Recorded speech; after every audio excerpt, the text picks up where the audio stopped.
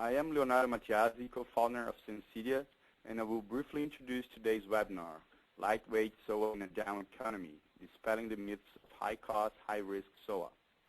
To talk about this topic, we have two experts in the subject, Jason Bloomberg, Managing Partner at ZapThink, and Brian Strobel, Senior SOA Consultant at Sensedia. This webinar will take a little less than 1 hour, and we will have a couple of interactive polls along the way, just to make it more interactive. If you have a question, please use the GoToWebinar interface to type in your question, and at the end of the webinar, we will be happy to answer as many questions as time permits. And without further delay, I will hand it over to Jason. Well, thank you very much, Leonardo. Let me get the presentation started here. So somebody needs to make me the presenter. It's a pleasure to be on this morning or this afternoon with the folks from Sensedia, and hopefully you can you see my slide okay? Okay, I will assume you can all see my slide, Lightweight SOA in a Down Economy. So when we talk to a lot of organizations about their service-oriented architecture implementations, there's a lot of concern over whether or not that SOA is the right thing to do now that we're in a difficult economy. And we talk to many organizations that have achieved quite a bit of success in the context of tightened budgets and the economic downturn. So that's basically what we'll be talking about this hour is how to be successful in the context of tight budgets. So the story really begins with how organizations get into the situation where they're looking at SOA as an approach to take. And what we find is that many organizations get stuck in this trap, what we call the IT decision-making fatal flaw, where they need to make short-term responses to short-term requirements. So what we find is when we talk to people in IT, talk to the techies, they find themselves being the voice of doom in many conversations with the business. They're in there with the business people, and the business people are talking about some initiative they want to do, some project, and it's the techies' role to say, wait a minute, we can't do that, it's too expensive, too risky, we don't have the time, we don't have the money. But it shouldn't really be that way, right? It really should be that the IT person is the enabler of flexibility as opposed to the voice of doom. So the challenge here is that when the business has some sort of requirement, you could say, well, let's take a little extra time and money and think about how to do this to provide greater flexibility to meet business needs over time, or let's just give the business what they're asking for today in the quickest, cheapest way possible. And what happens invariably is the business always goes for quick and cheap, right? The business doesn't want to invest in long-term IT strategy when they only have a short-term requirement. And this is what we call the IT decision-making's fatal flaw, because it leads to rat's nests of complexity. And you all know what I'm talking about in terms of a rat's nest or an accidental architecture that builds over time. We see that being one of the key challenges many organizations face. At some point then, you really have to look to a better way of organizing your IT resources. So as organizations build these complex rat's nests, they end up with less and less flexibility over time, and inflexibility really becomes the key problem, right? Because if you're an inflexible organization, then any problem is a big problem. If you have a changing regulatory requirement, you have a changing competitive pressure, changing budgets is a key issue, globalization, any number of different issues. Now, if you're inflexible, you can't respond well to those changes, and if you don't respond well to changes, then it's a question of survival for many organizations. So that's really the laying the groundwork for why organizations are looking to SOA, is they're saying, well, we really have to do something better than this traditional rat's nest that we've been doing up to this point. We have to think of a better way of responding to changing requirements, but we're in this situation where we have tight budgets. So how can we move forward with this kind of initiative?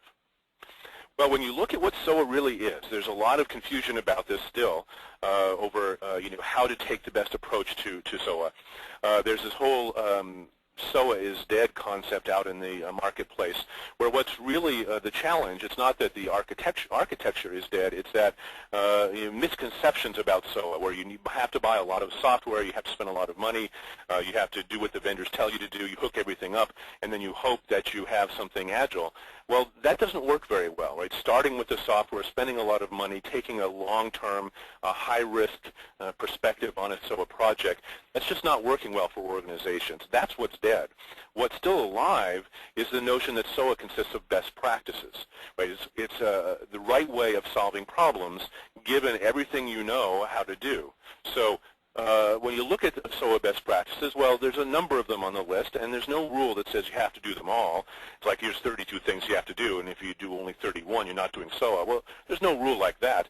It's really a set of general architecture best practices that you leverage as appropriate given the problems that you have. So while there are ways to implement SOA by buying a lot of software and spending a lot of money, that isn't necessarily the best practice in your situation. What you might find is that a lightweight approach where you're taking an iterative approach, you're focusing on quick win projects, you're constraining the expenditure and focusing on leveraging existing assets, you take a governance-centric perspective on how you go about ensuring that you're delivering value over time. These are best practices as well, and often those are the ones that are appropriate in the context of tight budgets and constrained time frames.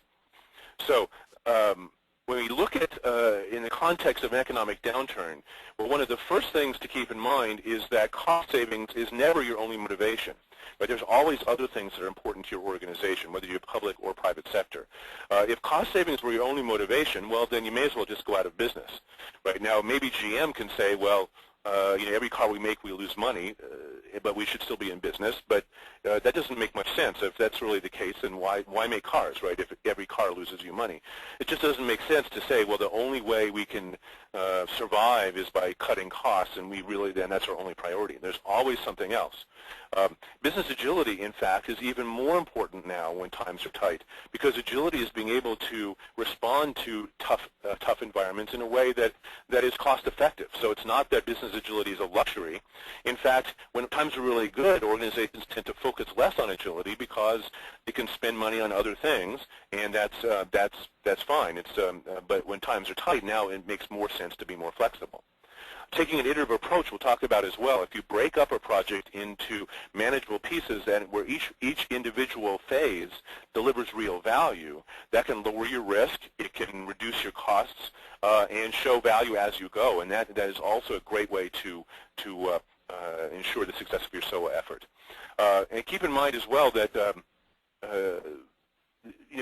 economic downturns are cyclical, right? It's easy to forget we're in a downturn. It's easy to forget that downturns are followed by upturns, right? And when times are good, we forget about the downturns. When times are bad, we forget about the upturns. It seems like everybody only has a 3-month window of memory, but if you place this into the greater context, well, this is a cyclical behavior, and there will be a recovery, and you want to position yourself to be successful during the recovery. So you want to still have a competitive advantage over the next organization over who may not be positioning themselves as well. So there's always more motivations than simply cost savings. So some of the other motivations that you may be focusing on that in addition to cost savings, well, regulatory compliance, of course. This applies both public and private sector. That's non-negotiable, right? If you have regulations you have to follow, if you have a mandate from Congress or some other legislative body in terms of how you're supposed to operate, well, you still have to invest what it takes to do that. Now you want to do that as cost effectively as possible, but it's still a motivation. Of course, you still have to keep your customers happy, right? The credit card companies may have forgotten this, right? They're perfectly happy to anger all of their customers, airlines as well. It seems like these organizations have forgot their customer focus. But if you think about it, you still have to keep your customers happy or your constituents in the public sector. And so now it becomes a question of focusing on customer value in a way that keeps customers happy and saves money. And that can be a key focus for a SOA effort. So for example, customer self-service, right? Customers would rather serve their needs on the website versus calling a call center. Nobody likes calling call centers. We all know that. Call centers are expensive, right? So if you can come up with a better way of keeping customers happy than sending them to the call center, that makes a lot of sense. So a lot of organizations are doubling down on their customer service websites by leveraging more robust capabilities, by building shared capabilities across their organization. So it's more than a simple website now, it's a SOA-enabled interaction with the customers. So some organizations as well are focusing on mergers and acquisitions, and this can work for both sides of the coin, right? If you're an organization that has an acquisition strategy, well, this is a great time to make acquisitions because you can get bargains. SOA can help with that. If you're on the other side of the coin and you're struggling, well, this might be a great time to get acquired because there are companies out there making the acquisitions. In either case, leveraging SOA can be help facilitate the integration of IT organizations as well as the customer-facing parts of your operations. So I mentioned taking an iterative approach. Let's focus a little more on why this is so important, such an important part of a lightweight SOA strategy.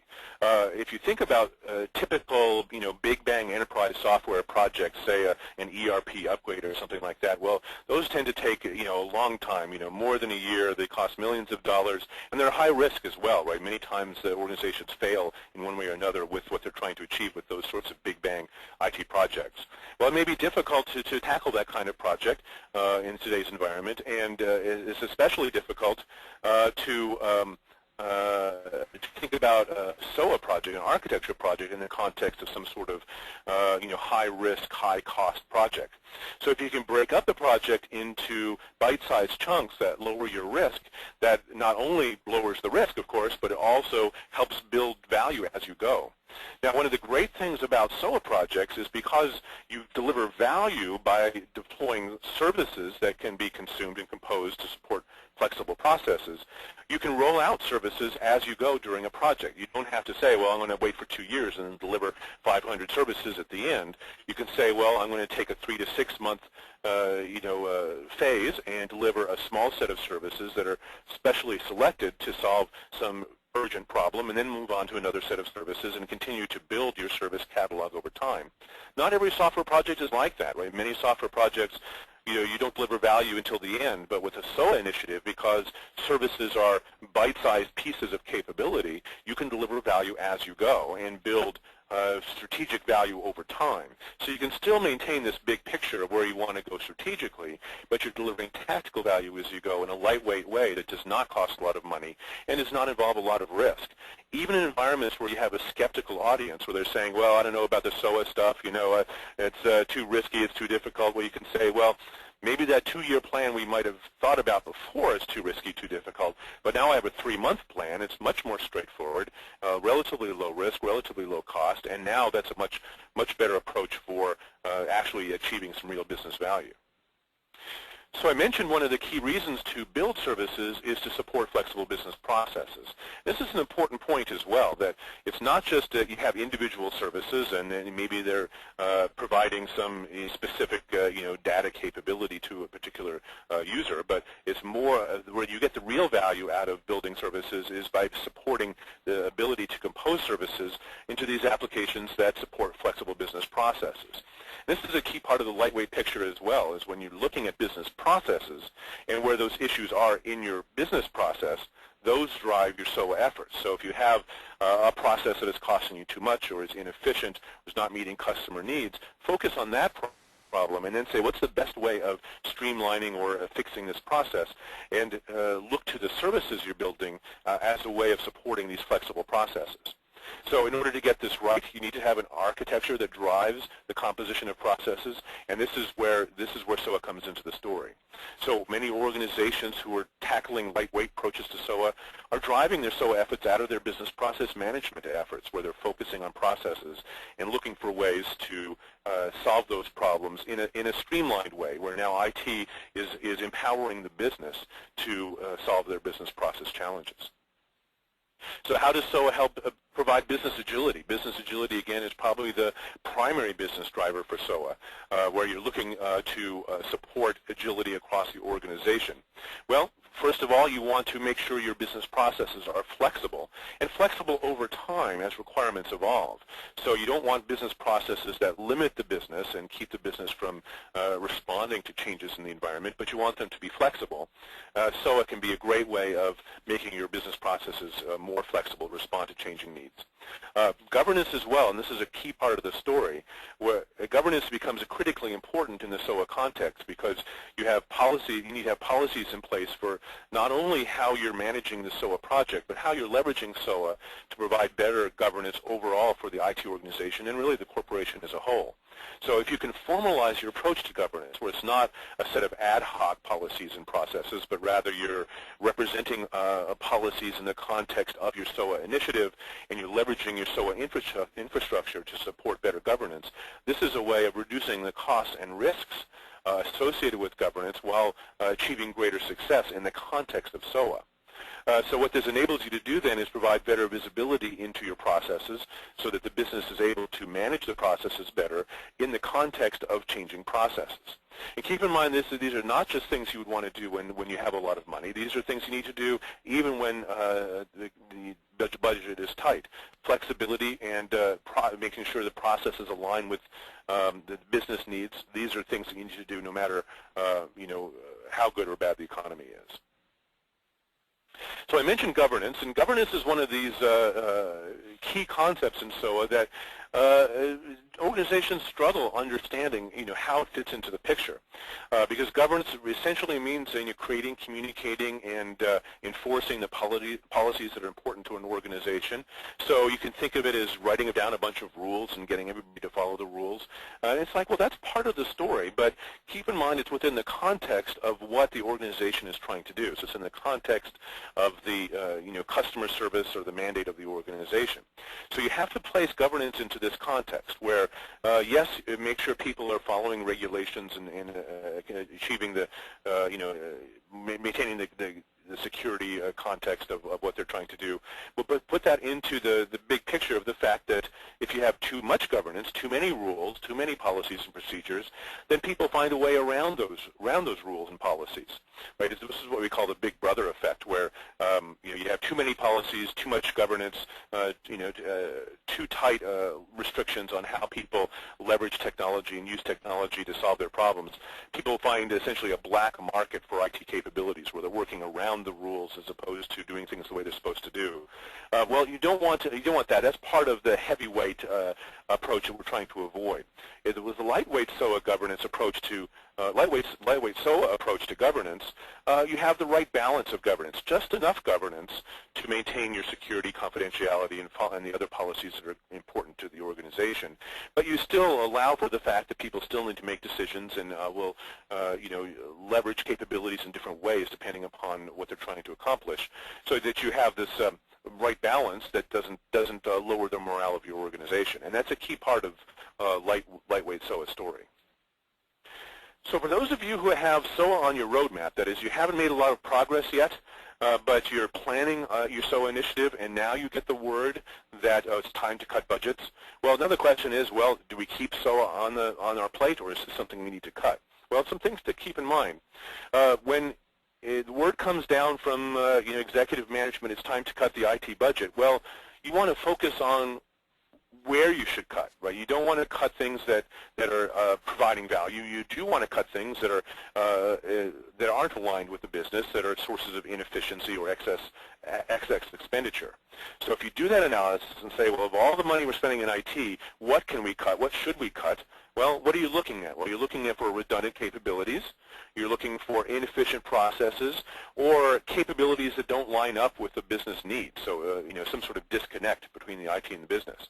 Well, SOA can help you solve any of these problems, right? You can reduce redundancy by building shared services that meet different needs across the organization. We talked about how you can improve and streamline processes and build processes that respond better to change. And if you can build this process-centric view of SOA, you're responding better to the business needs over time. So you're providing better business IT alignment. So if you play your cards right and focus on this lightweight approach to SOA, what you're essentially doing is taking a best practice approach to providing tactical value. You have an overall strategic plan, and it fits into that, but what you're really focusing on in terms of achieving quick wins is the tactical value you get rolling out services over time. So you target your quick win projects, you show value, you move on to the next project, you're not spending a lot of money, and you can respond well to the business requirements moving forward. Now, let's say on the other hand that you're an organization that is well on your way with your SOA initiative. So you're in the middle of the SOA effort, you've rolled out some services, now you get word it's time to cut budgets. Well, now the question is, well, maybe we should stop the SOA effort right now and cut our losses. Well, not so fast, right? You want to make sure you're focusing on short-term value. So if your SOA effort was this 2-year strategic plan, well, maybe you want to say, okay, that's fine, but let's sort of put that in the background. In the foreground now, you want to refocus on that short-term value, where you're rolling out services on an ongoing basis that solve real problems. You also want to support the inexpensive parts of your SOA effort. So where some things are more expensive, other parts of the SOA effort are less expensive. For example, your architecture team, right? Your SOA Center of Excellence, which is essentially part of your gathering architects from across a large organization and focusing on key enterprise-wide best practices. That doesn't have to cost you very much at all, and that's a great way of maintaining best practices across your organization. So you get high value for the money you spend on those parts of the SOA effort. So again, in focus, combine cost savings now with your strategic efforts, whether you're rolling out new services or maintaining customer value or positioning yourself for the recovery. Well, there's a strategic benefit, but there's also a tactical benefit as well. And keep track of your business processes, right? This is where IT provides value, so you want to make sure that you continue to maintain alignment with the business needs moving forward. So the bottom line here, when we talk about business agility, the key win is not just responding to change, it's also leveraging change for a competitive advantage. In essence, SOA can help you be a more innovative organization where you're introducing changes into your environment your competition can't keep up with. Well, you have to keep in mind that innovation is important no matter how tight the economy gets, right? If you don't innovate, then you drop behind, right? Then essentially you are now losing out to your competition who is able to innovate in the context of a tight economy. So the winner coming out of the recession is the one who innovates better. So it's always important to focus on, rolling out new products and services, achieving greater market share, or basically carving out strategic benefit in the context of a tight economy. That's always important for your organization, no matter how tough the economy gets. So that's it for my talk. By all means, come to our website and check out our licensed ZapThink Architect courses. We run those around the world, as well as rolling out a new SOA and Cloud Governance course. So come to zapthink.com to check that out.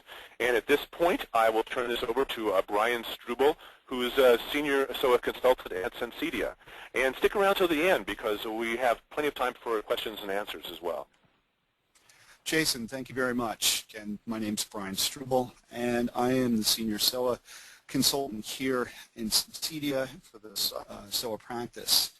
I'd like to turn now to discussing a couple of themes that I put together for today regarding what time or when the proper time is to start to consider reevaluating our approach on our SOA architecture.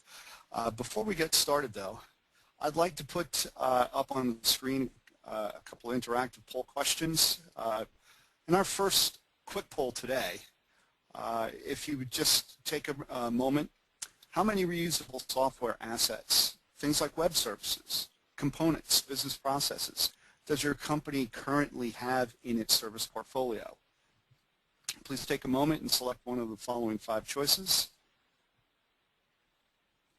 And we'll continue in just a second.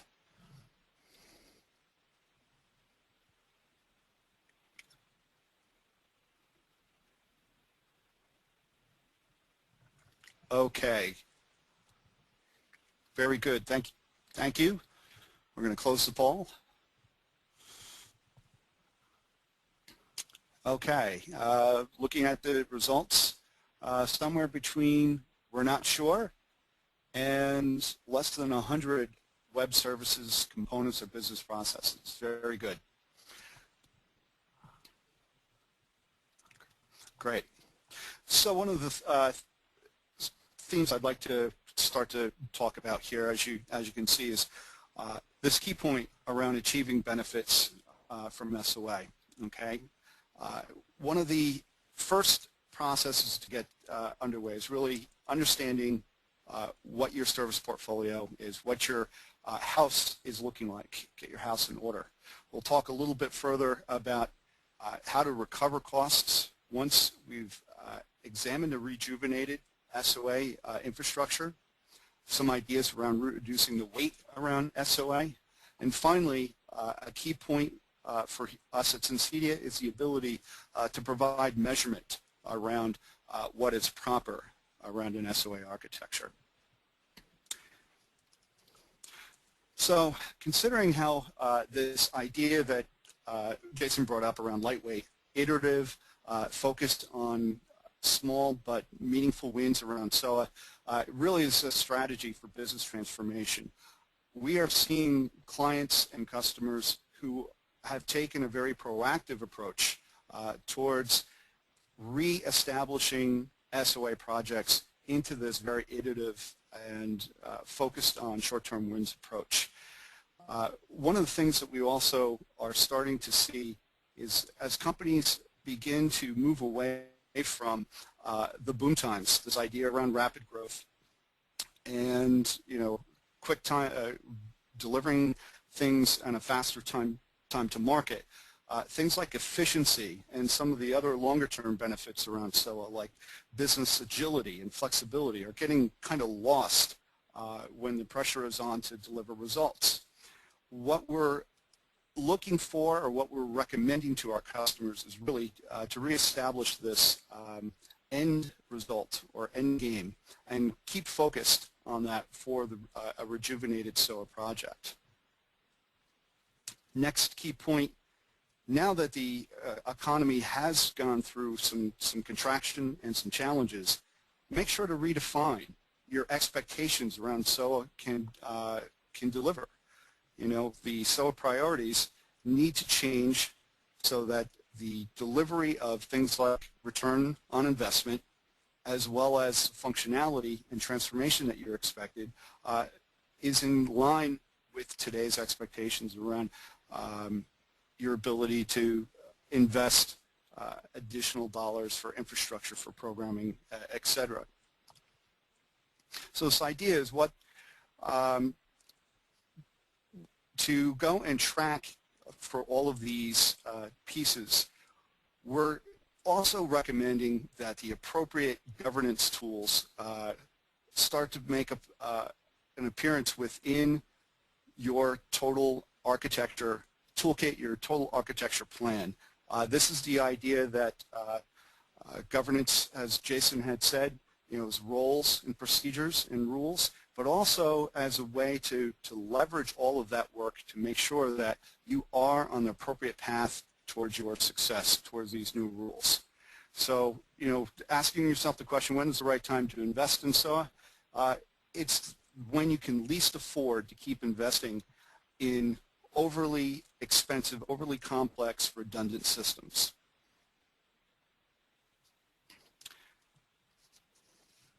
So again, we're recommending to clients and working with customers to look for a way to identify a key business service or a key business process that may be inefficient, that may have been created in an earlier state with a high potential for return on investment, the ability to go out and make sure that a rejuvenated service creates a significant short-term win. Also, understand, and this goes back to kind of realigning your goals around SOA with the new needs of the business, be sure that your ideas around the business case, the justification, is well understood and accepted by all of the potential stakeholders, both senior management, the line of business individuals, your architects, your developers.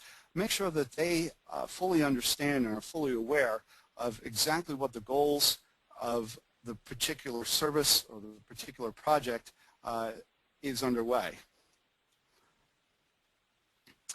We'd like to offer up as well to focus on approaching problems, again, with these, not only just the lightweight architecture plan, but also start to look for lightweight architecture solutions.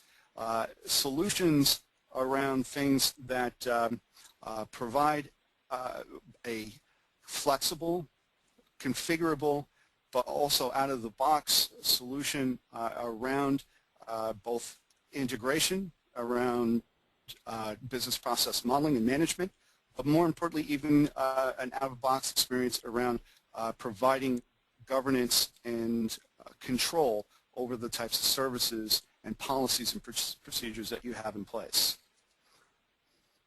And again, you need to find ways to incent your architects and your developers and your line of business individuals to really focus in on finding and lowering maintenance and development costs throughout the entire life cycle.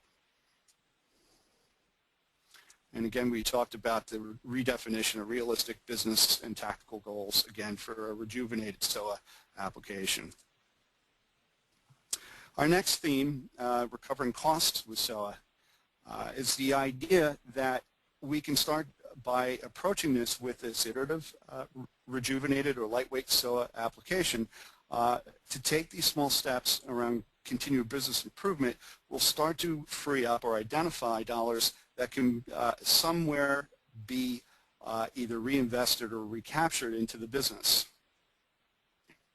We call this obviously a cost recovery approach. Again, the idea here is to take very small continuous steps towards making sure that both the services and business processes are indeed well-formed, but also built with an idea around agility, flexibility, and reuse. Jason also talked a little bit about the idea around Agile, Lean IT, and Agile Lean SOA. The idea of being able to have synergy between both business and IT goals in the architecture says that we need to work on ways to deliver an idea of flexibility and lean capabilities within our business architecture, our line of business, our business analysts, and our senior management. Also, take a very close look at the types of governance that you have in place for providing and controlling service assets within the architecture.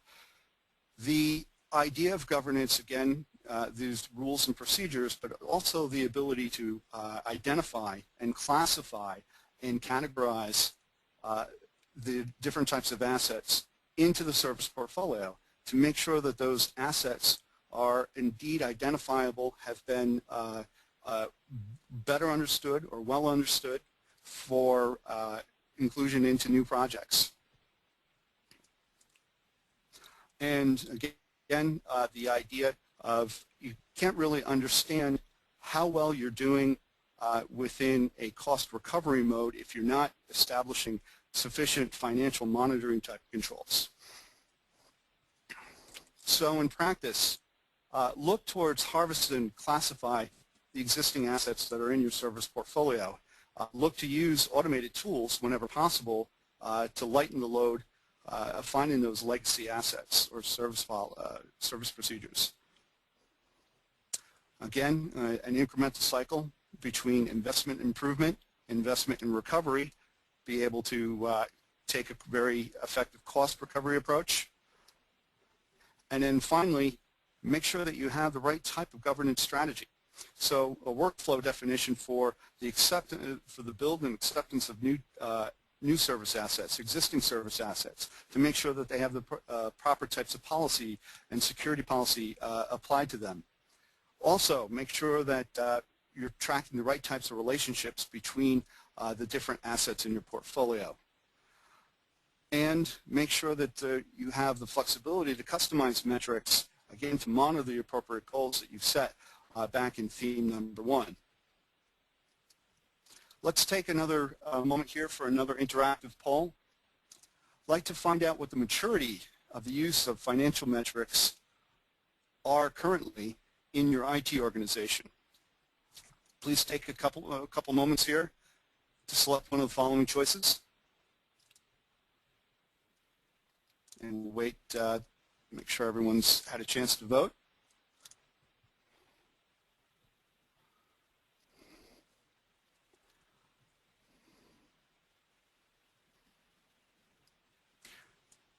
The 4 or 5 seconds. Okay. All right, so in terms of the maturity of use around financial metrics, appears that we're tied again between use for planning, but there's no follow-up, and just a lack of understanding of how the financial metrics and the maturity level of those financial metrics. Great, thank you very much. Okay, the next theme I'd like to talk about really is reducing the weight of SOA. When you should start to consider put your SOA in a diet.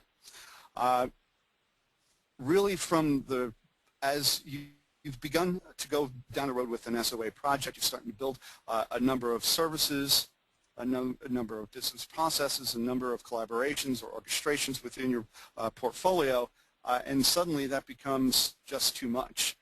Do you know how much of those services indeed are replicated? If in understanding a properly governed SOA project, you would be able to manage quite well the amount of replication or duplication of services. If you're not properly governing things, there's a good chance you probably have too many services in the portfolio. Overly complex architecture is another way duplication and replication of services will grow out of bounds within the architecture. So these are some ideas just to start to think about and look at in considering when to start to reduce the weight around your SOA. So tactically, our enterprise architect here would go out and take a look at various questions about things like, why does he have so many duplicated services? Or how am I mapping my needs to existing service or component? How am I able to properly perform change impact analysis? These are types of questions that should be addressed from the bounds of a design time governance tool set, and this is something that Sensedia can help. So in order to kind of clean up the problems and the morass of too much SOA, one of the key points here is to tailor the appropriate types of governance principles and policies around asset life cycles, the reuse, enforcement, through the use of a customizable workflow within a governance application. The ability to properly define a asset taxonomy to categorize and classify the assets within your service portfolio, and then also to be able to track interactively the relationships of different services, how they're being deployed and used within different types of application projects or architectures. Next key point in terms of understanding how to reduce the weight around SOA is this idea of collaboration, the idea that you're sharing the proper types of information around service assets and services, web services, policies, etc., is really to allow for a common communication style or area between your architects, your programmers, your business analysts, and of course senior management. Make sure that they understand the appropriate level of information, as well as be able to provide deeper insight into what these various assets may be. Why for all of this, obviously, is to sit and try to reduce duplication, maximize the amount of reuse between existing services so that you can realize the most return on investment. And finally, we're really big here in Sensedia about the idea of monitoring and reporting the progress, being able to stay transparent on the progress of SOA. Okay, our next poll question. How is your company's SOA initiative being affected by the economy these days? If you'd please take a moment or two to answer the question. We'll be back in a moment with the results.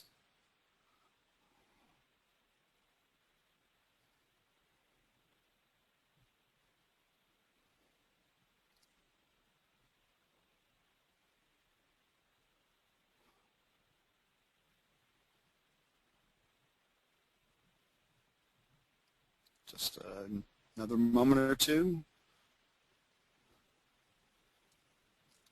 Okay.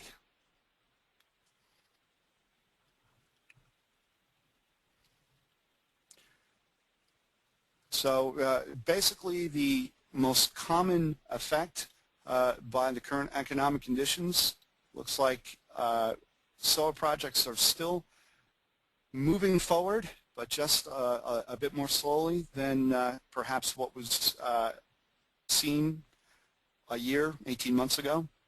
Very good. Thank you for that response. Okay, our last major theme for today around measuring for good SOA. Just like we're setting proper expectations around what SOA can deliver in terms of business functionality, agility, flexibility, reusability, set appropriate expectations around the measurement of what SOA can bring. For instance, the ability to go out and set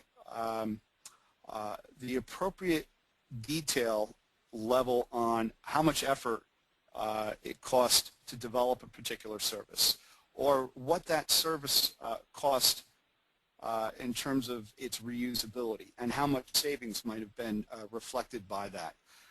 Also, this idea around return on asset, which is a combination of calculations between services and the relationships at a project level, a department level, or at a higher level, say the business unit or the enterprise.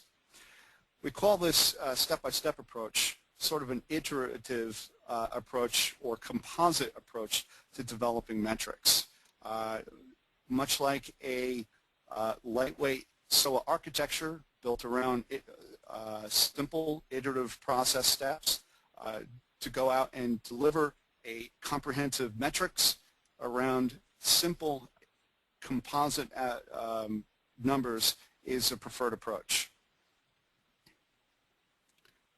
Okay, we recommend that along with SOA governance, things like metrics should be defined and collected as early as possible so that you can start to track that information over an historical period, a long-term period. And again, provide the right type of metric information with the proper stakeholders. Perhaps a lower level metric calculation around the complexity or reuse of a service for a senior business executive might not be proper. They probably want to know how much was spent just at a business unit or department level view. When considering metrics, consider how to measure the things that matter most. Okay, so really recommend that you align your metrics again with the goals of the SOA project. Is it reuse? Is it the amount of flexibility gained and business agility gained by having well-defined reusable assets or reusable services? We like to recommend to our clients to track assets by the amount of effort as well as the cost of reuse, what additional factor it takes to perhaps use a reusable asset, and then to track your overall project by how much reuse savings have been generated as an easy way to approach metrics. And then obviously to quantify those savings from reuse both at a project level as well as department or higher level. And be prepared to adjust your efforts as appropriate to reach your goal. Okay, one last theme, dispelling SOA myths. Again, it's this idea that SOA requires large heavyweight investment and a long-term commitment for results is wrong. Okay, we've talked a little bit about the incremental approach to service architecture. It's a time-tested and solid way to go out and approach your SOA architecture. Ability to understand what the desired result from your SOA project might be and keep focused on that and be prepared to communicate with that result with all members of the team. And again, approach this idea around SOA architecture for agility, modularity, and change, and be prepared to identify and reward reusability whenever possible within the organization. Finally, success can be measured in knowing what you have, where it's used, and how it can be aligned for future use. Okay. Now I'd like to turn and open up the panelists section. Jason and I will be discussing a couple of questions that have come up from the audience. Jason, are you there? Yes, I'm here. Can you hear me? I can hear you. Very good. Great. I see we have 3 questions already queued up. Should we just begin with those? Yeah, let's go ahead. The first question that I have is, what are the factors to identify a service that has potential for ROI? That's an interesting question. Yeah, please. Well, I guess one key thing to keep in mind here is that not all services get their ROI from being reusable. You can have perfectly valuable services that only have one particular use. That is, it's only in the context of a single process or a single particular use for that particular service. So whether or not you would get that ROI from reuse would depend upon whether or not the service is intended for reuse. So even if you have a service that has a particular use, you can measure the ROI based upon the value that service provides to the consumers of that service. So you can focus on what that service is trying to accomplish in the context of possibly what an alternative approach would have been to getting that value. So if you have a service that supports a particular process that is very important to your organization, and part of the return for that service is within the context of that particular process. But if you're focusing on reusable service, now you have an additional ROI based upon the fact that you are reducing potentially redundant capabilities by having one shared service that is used across different processes for different types of uses. And now you have an increased ROI that's based upon reduction in redundancy. And so you can actually calculate how much those redundant capabilities are costing you and base your ROI exercise on that. That's great. Thank you. Let's move ahead in terms of our second question. Should governance control the replication of services? Why don't you take that one? Yeah, sure. I think the simple answer, of course, is sure. One of the most important things around governance, obviously, is to establish roles, rules, and proper procedures in terms of how services are being designed and defined and ultimately are being used to go out and build new business functionality, new business application. I think the problem becomes, and I think we've all heard stories about this or seen this with ourselves in our own environments, is that when services are built up and designed and implemented without proper control, that leads to the concept of JBOs, just a bunch of web services not particularly well aligned to the overall business goal, the business idea of flexibility and agility. It may get the job done, but really what we've gone and replaced this idea of enterprise architecture and integration, this point-to-point spaghetti code or accidental architecture, with just a slightly more complex service-oriented style of point-to-point integration. So I think it's important that we take a step back and allow proper governance and ideas around this idea of design time to direct ourselves on how we're going to go out and replicate some of these services. Did you have any thoughts? I think that's a great answer. Yeah. Good. Great. Great. So should we move on to the third question we got here? Yeah. Yeah, so if possible, could you please tell us a real-world case describing how, I'm trying to interpret here, how SOA would help implement a business process? And well, there's a lot of great examples of this. In the insurance industry, for instance, the insurance industry is a very process-centric industry. If you think about processing insurance claims or issuing insurance policies or dealing with the underwriting process, these are all business processes that are central to what it means to be an insurance carrier. And all of those, for many insurance companies, are now implemented via compositions of services. So you think about the individual services that would make up, say, a claims processing process.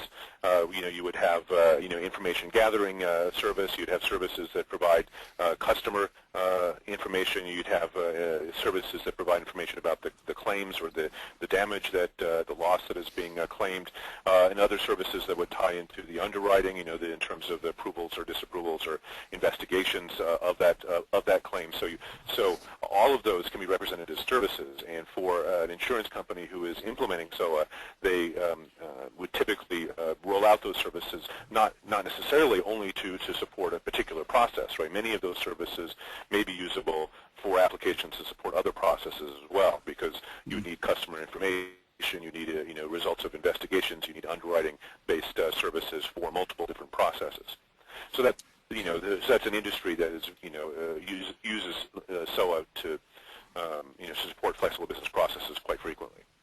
Sure. Thanks, Jason. Yeah, in my own experience here at Sensedia, we've worked with insurance clients as well on some of the very same issues that you talked about, really from a perspective from this incremental approach to start to build a series of services and technical services, business services, business orchestrations, what have you, to start to identify a way to approach architecture away from sort of that accidental point-to-point architecture, really kind of focus in on taking a very careful approach to make sure that each of those basic core business services are defined in a very proper approach, really keeping services focused in on agility and composition as a way to deliver value. Because with this particular focus within the insurance, at our insurance client, this idea is that because you have these tangible iterative services that are being built, a series of short wins begins to be collected and found. Certain types of functionality around things like perhaps the risk management business process service that happens. Things like that start to deliver value into the process. There's small, discrete service wins that can be found by going through this iterative approach. Okay, it appears that we're just about at the top of the hour, and I'd like to wrap things up. Jason, thank you. I'm going to turn this over now to our founder, Leonardo. Leonardo, take it away.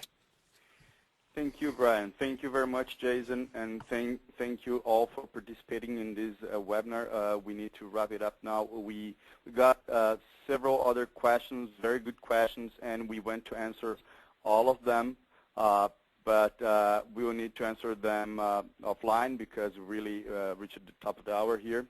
And I just wanted to wrap this up with a few words about Sensedia. We provide solutions for enabling lightweight SOA implementations, and we strongly believe in an incremental approach focused on demonstrating value through metrics since day one. That's our value proposition. And if you want to learn more about our success cases and our tools, you have Brian's email address in the slide in front of you.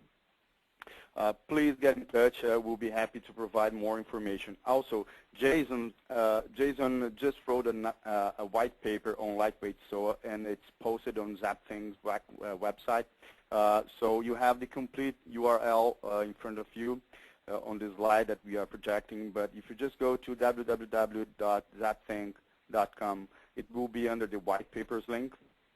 So I just wanted to thank you all for the participation, and again, we'll try to respond all the questions that we received through email, and please feel free to touch base through Brian's email address. Again, thank you very much. It was great to have you all with us during this webinar.